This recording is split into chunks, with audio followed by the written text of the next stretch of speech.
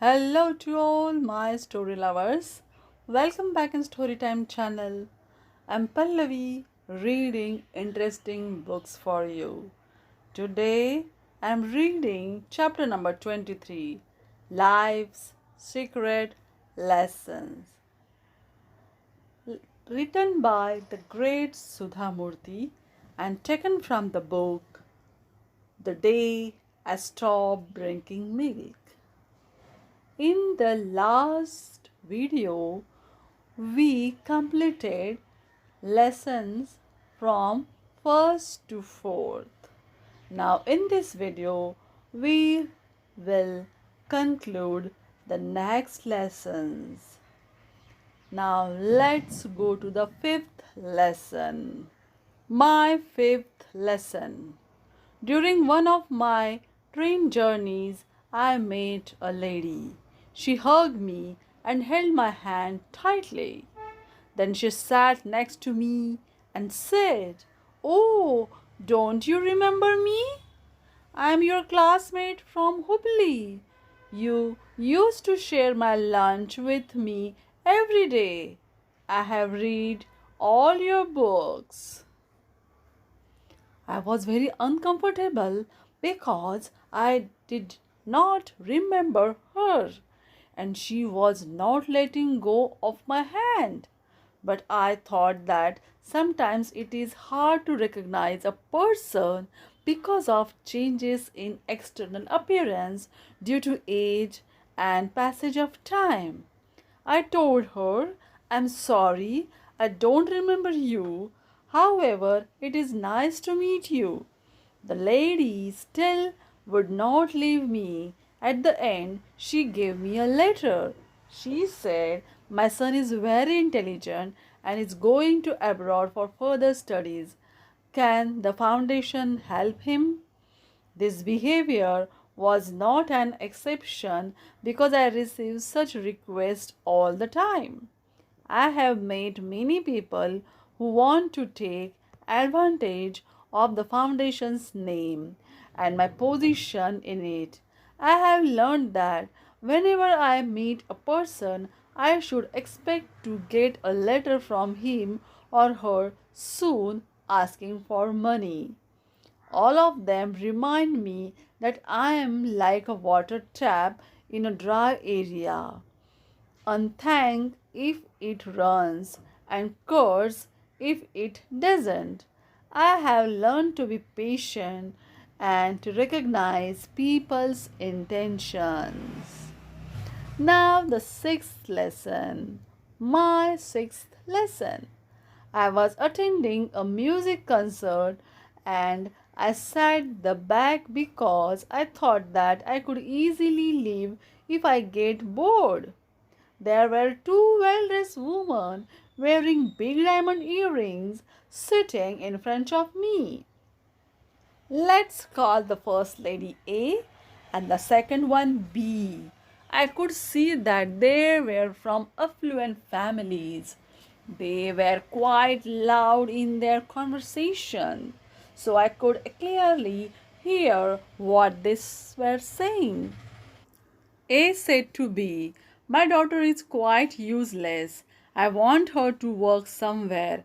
Then it will be easy to say in the matrimonial market that she is working, but I don't know who would employ her." B replied, "Oh, don't worry, get her into teaching." A said, "Oh, she tried, but the school sent her back." They must have been best friends or sisters confiding in each other. A was behaving as if she was the student and B was the teacher. "Then tell her to start an NGO." "Isn't it hard to start an NGO and work for it?" asked A with a great concern. B confidently replied, "It is the easiest job in the world. I will give you an example. Look at Sudha Murty. She doesn't have the brains and is not even talented. So she runs an NGO and has even made name for herself.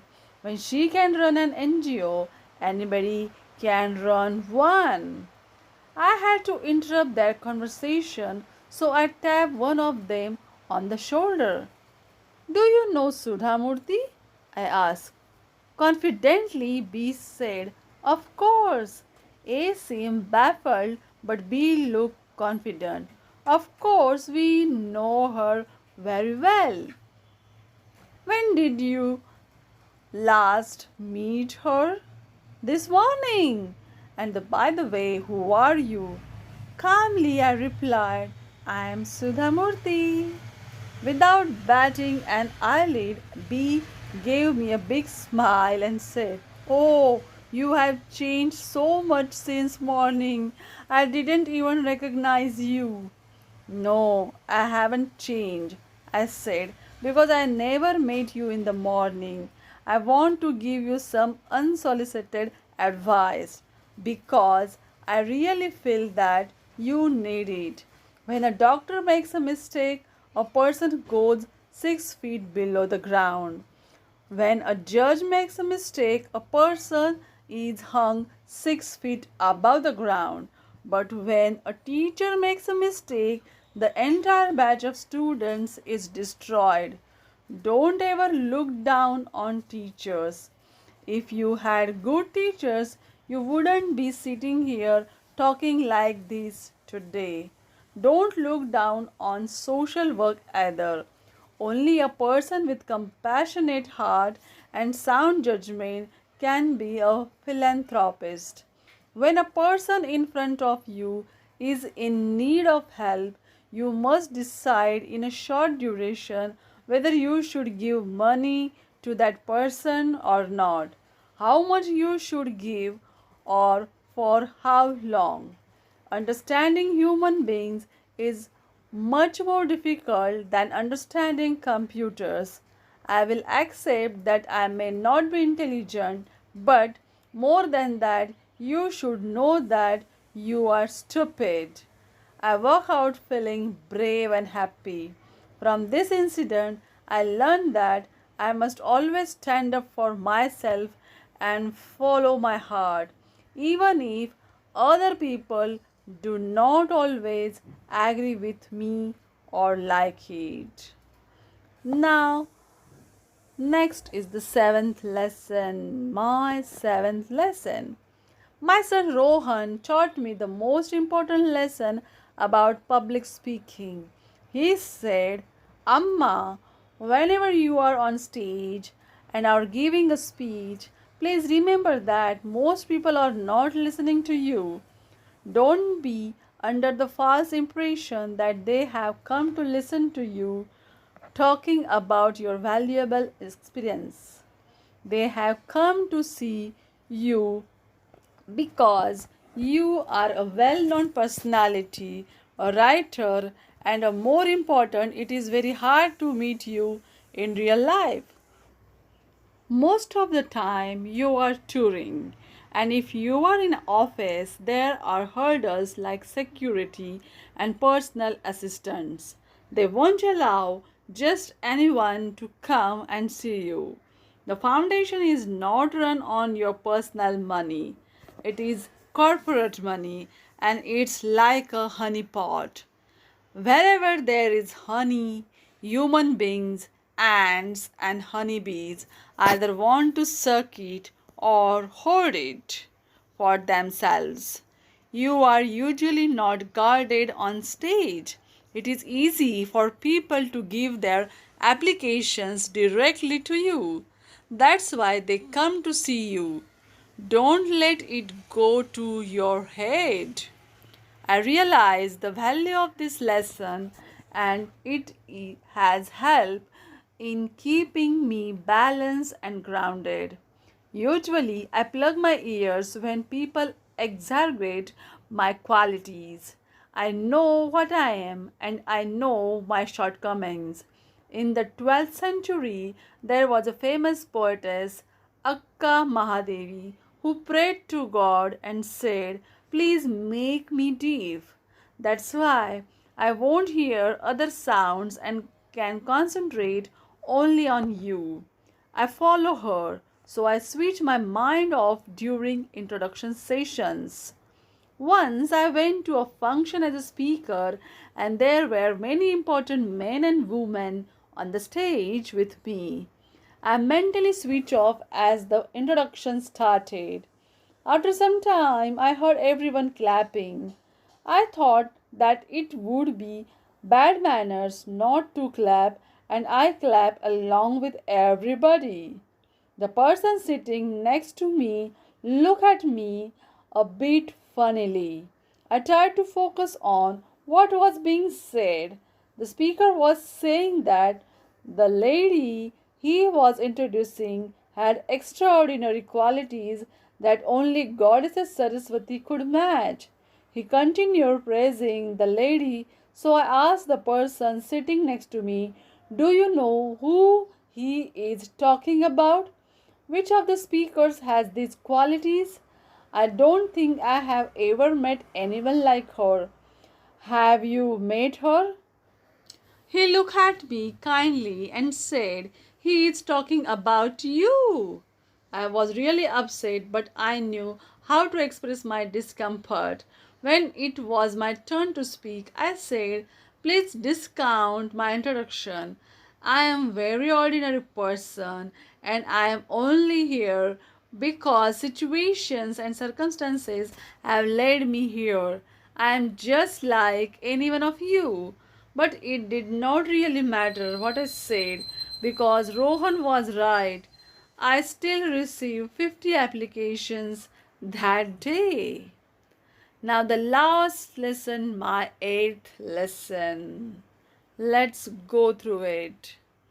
In 2005, I was in South Africa. I hired a taxi and I decided to see the tourist spots in Cape Town. My cab driver was a friendly white man. He started talking to me as we traveled together. "Ma'am, my name is John. Are you from India?" I was more interested in looking outside the window of our moving car, so I said briefly, "Yes, I am." "Are you enjoying your visit to our country?" I said, "Of course, I am a big fan of history and there is so much to be learned here. I feel like an excited explorer. South Africa is home to famous Nobel laureates such as Nelson Mandela and Desmond Tutu. I am really happy to be here." "Ma'am, apart from great laureates, we are also home to other great leaders. There are leaders in South Africa who never won a medal or prize, but they have left behind a legacy of thousands of years to come. My favorite is Mahatma Gandhi." That perked my interest. I was baffled and curious at the same time. Mahatma Gandhi was a leader of my country, not South Africa. How could he say such a thing? I replied, "John, Mahatma Gandhi is Indian. He is the greatest leader of our country. I don't mean to start a debate here, but he is not South African at all. He spent a few years in South Africa during his lifetime, but that doesn't make him South African." John started smiling. "Ma'am, when he came here, he was M.K. Gandhi, but he went back as Mahatma Gandhi. He learnt about the non-cooperative movement and the goodness of non-violence here. This became a fundamental tool of freedom struggle in your country. He didn't just transform your country, he changed ours too. He is remembered and highly respected in South Africa. He is a world leader." I had to agree. "You are right, John," I said. "I never thought of it that way. I always consider him to be the father of our nation. But I know that he never considered himself to be only a part of one nation. He wanted to make a difference to the world." I learned that when a person becomes a compassionate leader like Mahatma Gandhi, Gautam Buddha, Martin Luther King Jr., or Abraham Lincoln, they do not just belong to one country, they transcend man made boundaries and are recognized as leaders of the world. Do you like Sudha Murty's secret lesson? Then tell me in the comment box and share with your friends and subscribe our channel. Bye bye guys.